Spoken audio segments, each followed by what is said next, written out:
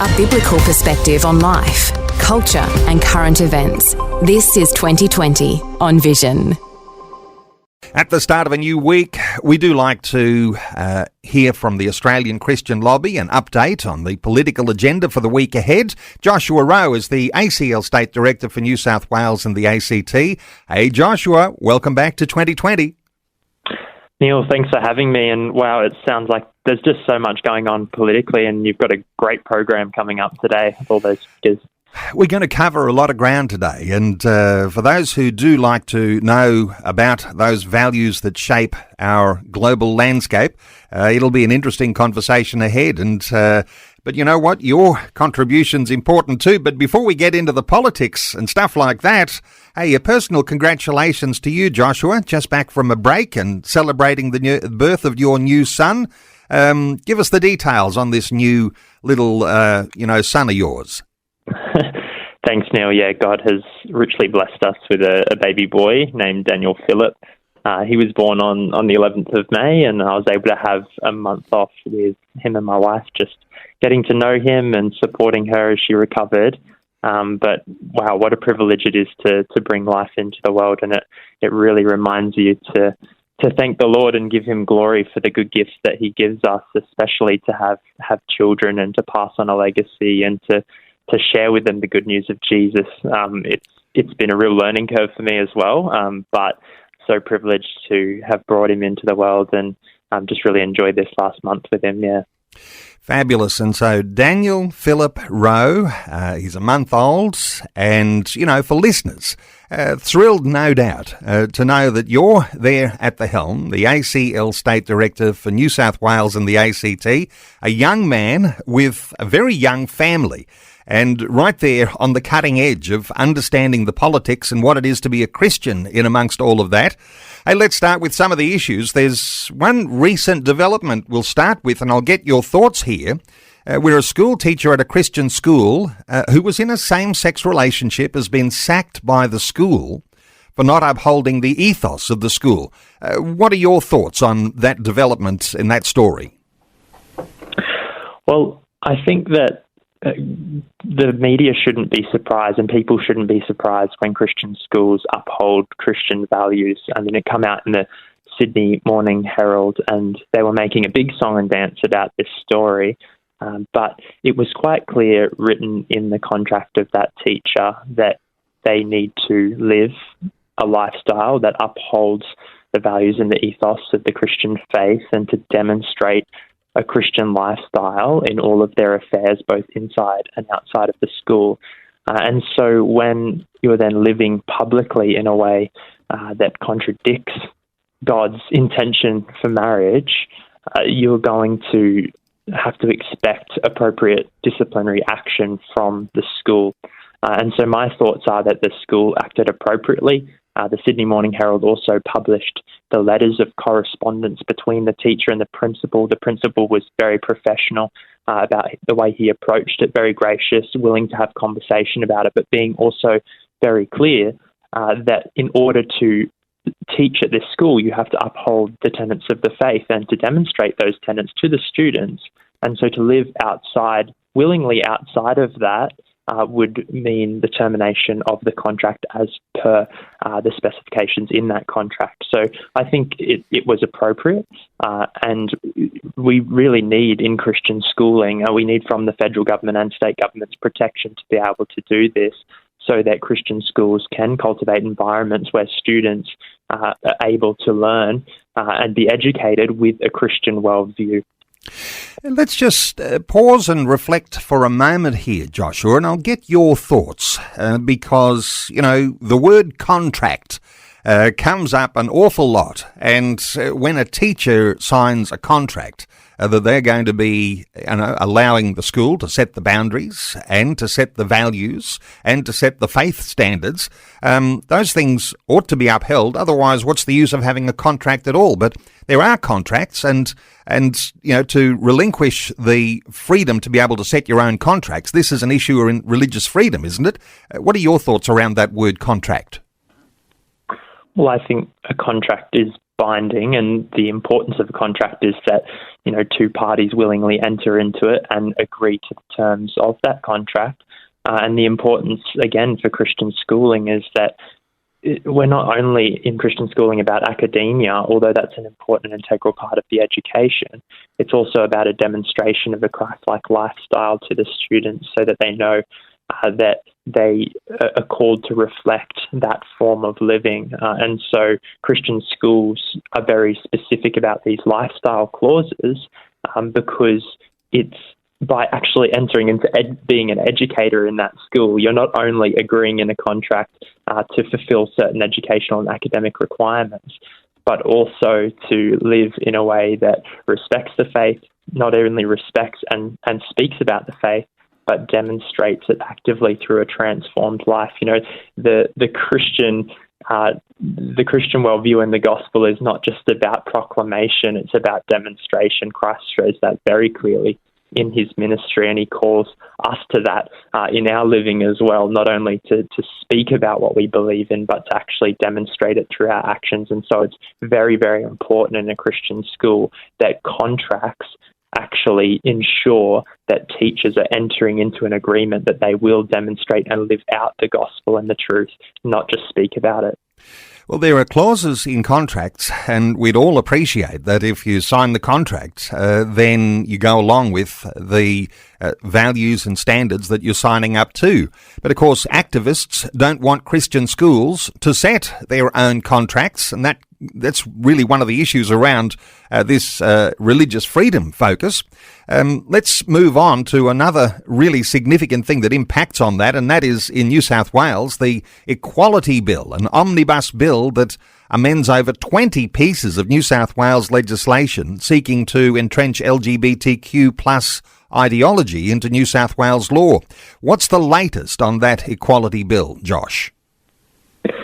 Well, I appeared before a committee hearing on the Equality Bill on the 30th of April, so it was a few months ago now, and that committee hearing went over a couple of days. It really was not enough to dive into the depths of this bill, as you've just highlighted. Being an omnibus bill, that nature of legislation is just so complex, and it covered and spanned 10 different concerning issues, things like commercial surrogacy, religious freedom, parental rights, children's rights, vulnerable women. There was a lot of things that this bill was covering, and the ACL was able to go to that committee hearing and really spend time unpacking some of the concerns. Along with the committee hearing, though, a public survey was sent out to residents in New South Wales, and that showed a really interesting and important piece of information and development there, was that of the 14,000 respondents to that particular public survey, 85% of New South Wales residents opposed this bill in its entirety. And I'm not surprised by that at all, Neil, because it is a very ideological bill. It's a bill that sacrifices so many rights of different groups for this particular sexual minority. And so one of the things that we've been doing now is highlighting to the members of Parliament and to the media just how condemning the community sentiment is of this bill. If we really do live in a state where it's a representative democracy, then that should resound a very loud and clear no to this piece of legislation. It seems to me that almost every one of the propositions in this legislation goes against where we would stand as Christians and have a different values base by which to judge what's right and wrong. I mean, things like the bill allowing people from the age of 16 to change their sex on their birth certificate whenever they want to. And, of course, bypassing the parental rights, the parent-child relationship, permitting a child under 16 to consent to medical treatment against the will of their parents. These sorts of things, they just run against the grain, but there's a chipping away that's going on. What are the other elements that you might have identified in that bill that Christians ought to be very concerned about, because it seems to me that this is, maybe close to getting voted on? Yeah, well, another area of the legislation is related to the Surrogacy Act of 2010. It would decriminalise commercial surrogacy arrangements overseas. And what that allows people in New South Wales to do is exploit economically vulnerable women in foreign countries in order to use their reproductive system as a commodity to produce children, then ripping the child away from their biological mother. So we are always very, very clear about upholding the sanctity of life at the ACL, and that sanctity of life extends to not monetising women and their reproductive system, as well as children, and making them a commodity in that way. So it's something, another component of this bill that we've been very clear about. There is also a very strong religious freedom argument to make against this bill related to Christian schools. The legislation actually seeks to not allow principals or schools to be selective in their employment, and that extends all the way to if a teacher was actively participating in sex work. So it goes beyond just identity, it goes to occupation. If a Christian teacher was engaging in sex work outside of the school would not be able to take disciplinary action against that particular teacher under this legislation. So again, proposing a very grave threat to religious freedom and Christian schools and institutions' ability to be able to protect and create environments that uphold the character of the faith. So there's just so many different elements to this piece of legislation that, as you say, fly directly in the face of Christians. And we really need the Christian community, to voice their concerns about this bill, because so often, even though they're very radical, I think it's as a result of fear, Neil. People don't speak out about it. It doesn't get out there in the media. And so people can't identify and see just how radical these pieces of legislation are, and then appropriately condemn them for that radical nature. You know, the word radical even isn't an overstatement when you talk about this particular bill, because I guess if you ask Christians, and I've been in these conversations, and Christians can't believe that such things would be proposed in our Australian parliaments. And this one in New South Wales. In fact, a comment from Sydney Anglicans that most politicians have little idea about the contents, let alone the consequences of this bill. So the ignorance of the public, but just picking up on what the Sydney Anglicans were saying, there's ignorance even within the parliament. Is this what you pick up when you're circulating around those corridors of parliament in New South Wales? That's right. Now, I'm on record at the committee hearing saying exactly that as well. I said to the chair of the committee, I've walked around these halls, I've met with MPs who are not even aware of what's in this legislation.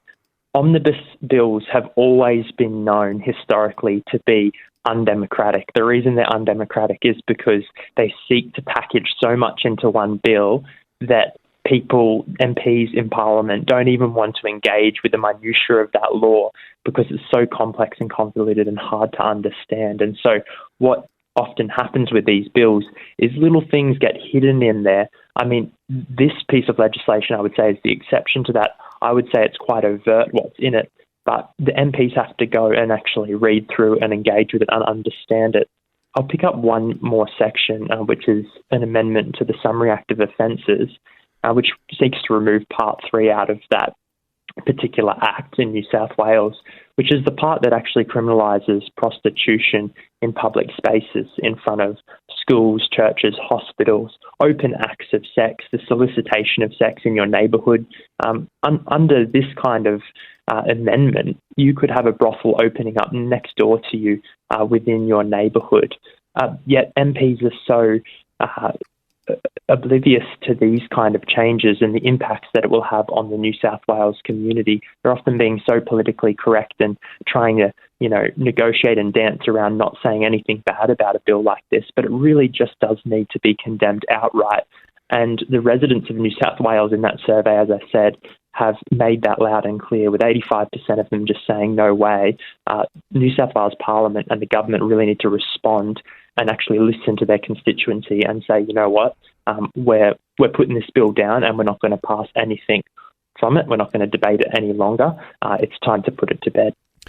And from what I understand, in the state of Queensland, they're already into that legislation around prostitution, but you're saying that's part of this bill, this equality bill in New South Wales, and certainly needs to be opposed. And you know what? Just talking about all this underscores the value of what you do, Josh, because if there is ignorance in the corridors of power in New South Wales, then it's people like you who bear a fairly significant burden on your shoulders to be able to let those politicians know before they vote on such a bill just what they might be voting for. So there's some encouragement there for you, Josh, but also encouragement for listeners to support the good work of the Australian Christian Lobby.